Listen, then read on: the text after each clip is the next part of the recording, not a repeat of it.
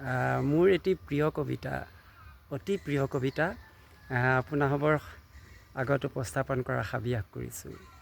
মোৰ কবিতাটোৰ অভিধা অকণমান নিহনি এখন নিহালি আৰু মোৰ চেনেহ হোৱা বিধৱা এজনী। তাহানিতে প্ৰসাশালীলৈ যোৱাৰ পৰত মোৰ চেনেহ হোৱা বিধৱায়ে মোক নিহনি খুৱাই পঠোৱা সেই দিবাবোৰৰ দস্তখত আজিও মোৰ পুতলিত পঞ্জীবদ্ধ হৈয়ে আছে। কিয়নো দিবাৰ বেলাত যদিহে ভাতৰ পাতত বহো, তেনেহ'লে নিশাৰ বেলালৈ আকৌ নিহনিৰ পাতত বহিব লগা হয়।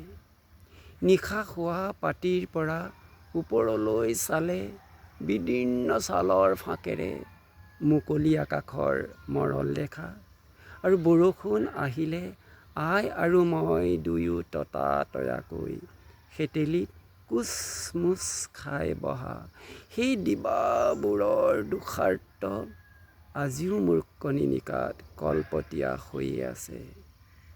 এখনেই মাথো আও পুৰণি উৱলি যোৱা নিহালি আছিল, যিখনিক জাৰকালি আই আৰু মই দুয়োৱে ধাৰি পাতিত লৈছিলোঁ। আয়ে ল'লে মোৰ পিনে নাথাকে, আৰু মই ল'লে আইৰ পিনে আধ্যা পৰে। আৰু এনেকৈয়ে আমাৰ দুয়োৰে নিহালিৰ টনা অজোৰাত নিশাটোৱে পুৱতিৰ পিৰালিত নিজৰ সাজ সলাইছিল।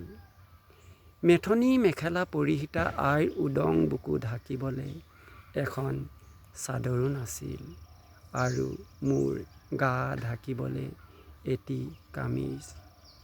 আৰু এনেকৈয়ে অনুদিনে আয়ে মোক আইৰ বুকুত সাৱটি ৰাখিছিল, আৰু আইৰ বুকুৰ উমৰ উমালত আমাৰ শোকৰ হিমশিলাবোৰ আমাৰ জীৱন পজাৰ কাষৰত বিগলিত হৈ পৰিছিল।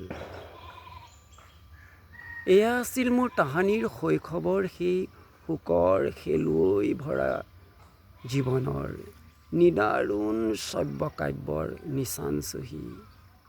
আজি মোৰ সমস্ত আছে, তাহানিতে যি নাছিল। তেনেহ'লে শীত তাপ নিয়ন্ত্ৰিত কোঠাত থাকিও আজি মোৰ দেহাটো ইমান দৰে ঘামত ভিজিছে কিয়? হয়তো আজি মই কান্দিব পৰা নাই, কিয়নো আজি মোৰ কাষৰত মোৰ চেনেহ হোৱা বিধৱা এজনী নাই, আৰু যিহৰ বাবে অবুজ চকুৰ লোবোৰ ঘাম হৈ বৰষিব লাগিছে। আজি মোৰ তাহানিৰ সেই নিহনিৰ আস্বাদ আৰু নিহালিৰ উমবোৰৰ ঝুমাঝুম ঝুমুৰিয়ে মোৰ মানস সৰোবৰত বৰকে কলৰোল তুলিছে। আজি মোৰ চেনেহ হোৱা বিধৱা এজনীলে বৰকে মনত পৰিছে, যিহৰ সমাৱেশত এই শতো ভাগা শতোদাই সমাহিত আছিলে। যিহৰ সমাৱেশত এই শত ভাগা শতোদাই সমাহিত আছিলে। শতোদাই সমাহিত আছিলে। শতোদাই সমাহিত আছিলে।